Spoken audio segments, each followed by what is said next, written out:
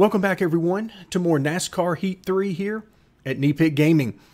Today's video is going to be our first attempt to approximate what the 2019 Aero and engine package is going to do to the racing when we get to the mile-and-a-half type of tracks next year.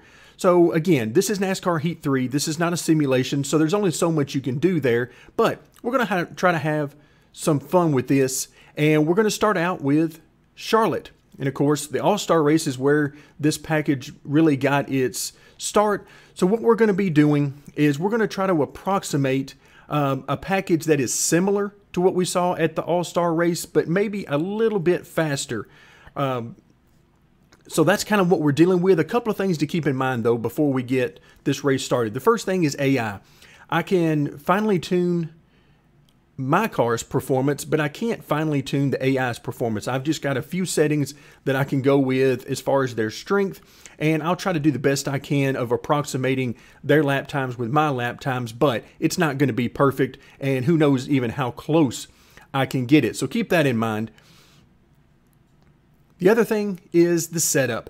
Basically what I've done is I'm just using the setup that I posted on the channel with an adjustment to the final drive. Since we're going so much slower and we have less horsepower, I've adjusted the final drive to increase the RPMs back up to a little bit better range, but that's about it. I've not spent a bunch of time working on setups because that's not really what this is about. This is about just having a little fun and trying to get an idea of what the racing is going to be like. You're not going to see a whole lot of lifting. You're going to see a lot closer racing with this package, and again, we'll see how well that does here with the AI. So let's get to it. For today's race, we're going to be using a Speedway chassis of 75, 70, and 85. Yes, I had to get it down that low versus the 100s across the board in order to slow the cars down. The NASCAR Heat 3 has so much grip and everything. It's hard to get them slowed down enough to really back off the speed. But that's what we're going to be using for today's test: 75, 70, and 85. All right, folks, it is race time here in Charlotte, and we're going to be starting in the 10th position. This could be a little bit iffy based on my practice sessions and the fact that this is now my third time, maybe even fourth time, to try to run this race. It's going to be a short race, only going to be about 25 laps, so not a ton of laps, but I'm hoping that the AI will stop doing AI things just for long enough for us to get a nice race in here. Hold your line, you got one inside. Hold your line. That car there's on your inside. So with any luck, the AI are going to allow us to get at least a decent race in. We're going to have to see how the AI speeds match up. Of course, we qualified 10th, so we weren't terrible on speed with relation to the AI, but I believe we're going to be off with regards to straightaway speed versus corner speeds. Clear all around. Yeah, we're quite a bit faster than them through the corner. Oh, come on. Here we go. AI things. Yep. McMurray, you come right on up in front of me. Don't you even worry about it. This is your track. I'm just trying to exist here. Still there.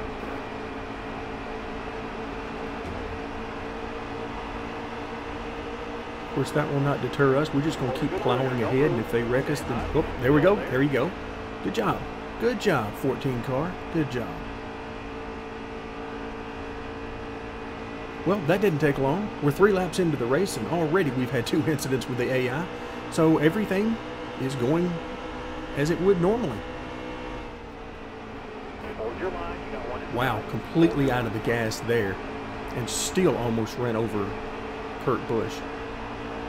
So right now they've sort of got the track blocked, running side by side for 2 or 3 rows in front of us. So I'm just going to have to take it easy. Now normally you don't have to lift around this track under these circumstances. Your corner entry speeds are simply not fast enough that it would require you to lift. But right now with this traffic, yeah, I'm having to get completely out of the gas. And it's killing any hopes I might have had of carrying RPM right now. We got 24, 20. All right, 20 more laps. Stay high, stay high. Hang tight there, driver. I guess I'm just going to have to take this 3 wide Hang tight there, driver. and risk the wreck if we're going to have a chance to go anywhere, because these guys, Careful, still there. yeah, these guys are just blocking the track, riding around. Still there. That was a great lap.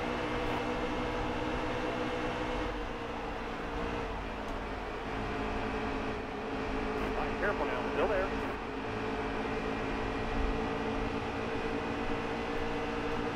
Still All there. right, so on the straightaway, you can see they're pulling back away from us. Nothing really we can do there. I'm trying to sail it down into the corner as slowly as I can, because these guys are way slower than they need to be in the corner.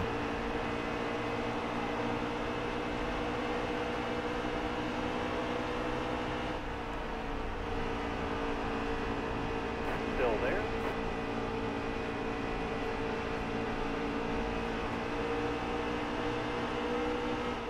Ooh, there you go. Come on up here, Stay up high Dylan.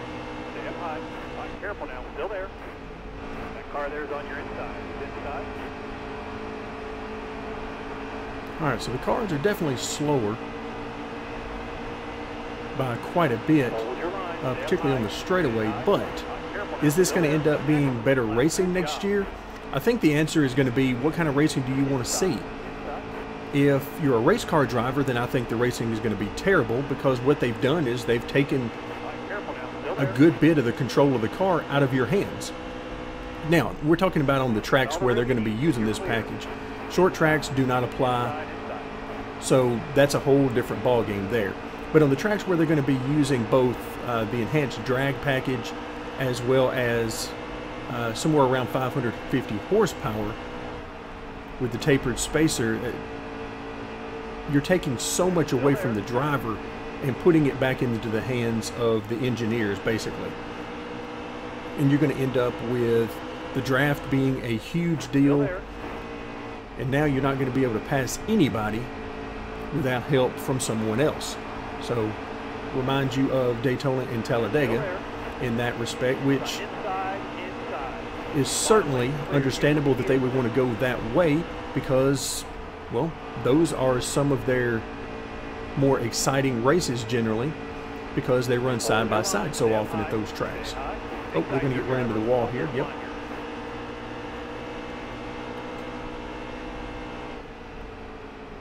Careful now, still there. All right. Car there's on your inside. So we're trying to go forward, but unfortunately, there you go, run us into the wall again. Good job, Jenny Hamlin. That's the easy way to keep me behind you.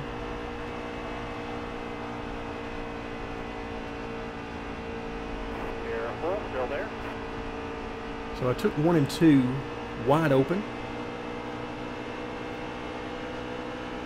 Hold the good wheel here, don't and move. nope, I'm not going to be able to do that Careful here. now, still there. Bottom lane is clear. Bottom lane is clear. All right, so if they will give us a lane up here, we might be able to move forward.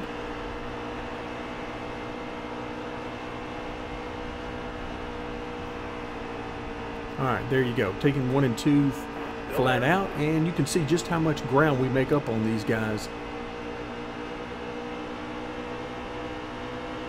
Hold the good wheel here, don't move. Stay high. Hang tight there, All right, driver. 3 and 4, we have a little bit of room up here, no need to lift.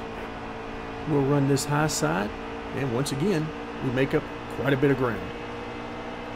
Halfway, this time up.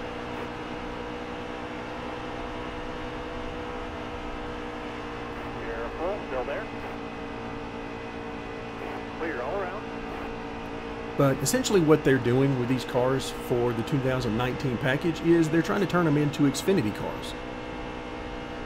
Tons of grip, reduced horsepower compared to what the Cup cars used to run, even in just recent years, and much less horsepower than what they ran years ago when they were up around 900.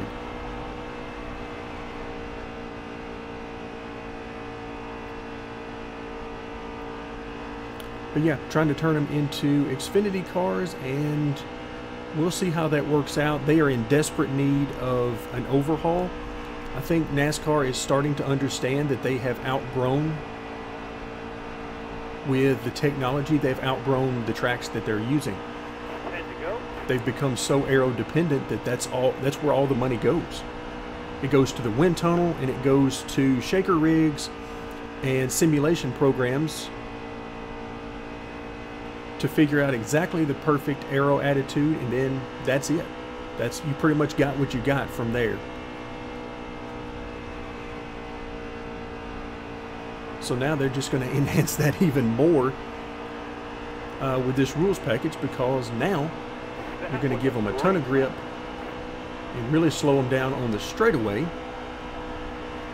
And the only redeeming fact for me anyway is going to be the fact that there should be some tire wear, not as much as we're used to seeing, because you don't have to abuse the tires as much in the corners.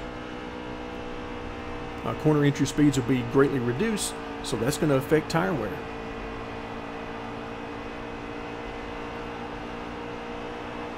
So a lot of things going on here, but I do understand why they're going to try this.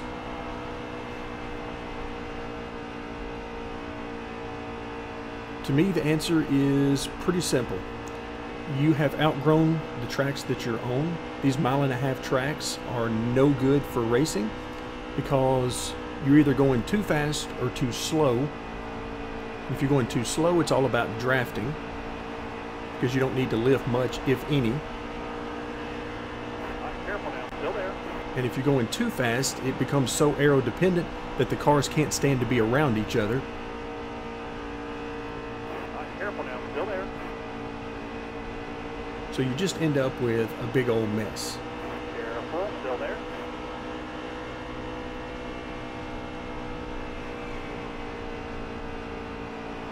Alright, the good news is we've been able to make back several positions now that the AI has given us a groove out here to run. Inside. But if the AI were faster in the corners and slower on the straight, oh, look out. Wow. Nothing like coming up on a car sitting in the middle of the track. By the way, we do have cautions on, so sure, why not?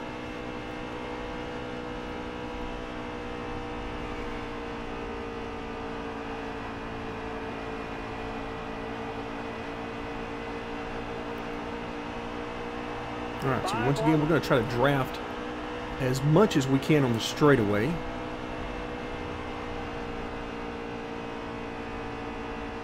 Still there.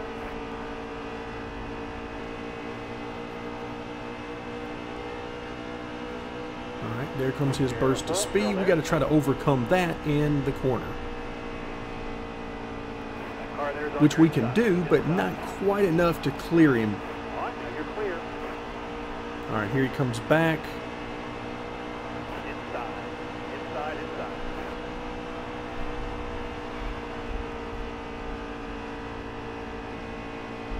And once again, you can look in the rearview mirror and see that we are killing him. Let me try to block him a little bit here to try to... Nope, couldn't even block him well enough.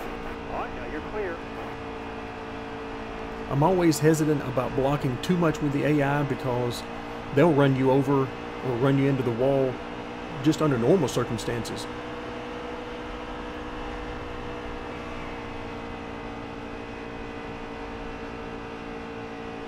But yeah, now you're getting a good indication of exactly what it's like with the AI trying to figure this out. This certainly takes a good deal of the fun out of it for me, because I don't have any way, unlike the physics work I've done in some previous games, where I could really dial in drag, grip, aero grip, all that sort of thing. Here I can't do any of that. I've just got three basic parts I can work with and do a little bit here and there. But ultimately, there's not a whole lot I can do for this, particularly with the AI. Alright, so coming up to the white flag, and you can see there is a huge cluster of cars right in front of us.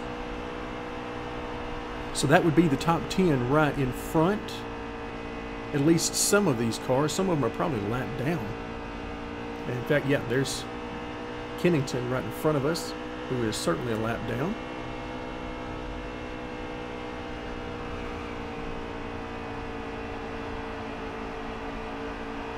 Same thing for Brendan Gaughan. We're not going to quite get a chance for the top 10, but we'll come home 11th, and all things considered, I think that was about the best I could turn out with relation to our speed versus the AI. So, not too bad. I'm not going to run the entire race. That was the point I wanted to get to, so we'll simply run this first portion of the race, which is what I had intended to do. So that's going to do it for now. Thank you very much for joining me, and we'll see what track we come up with next time to test at here in NASCAR Heat 3.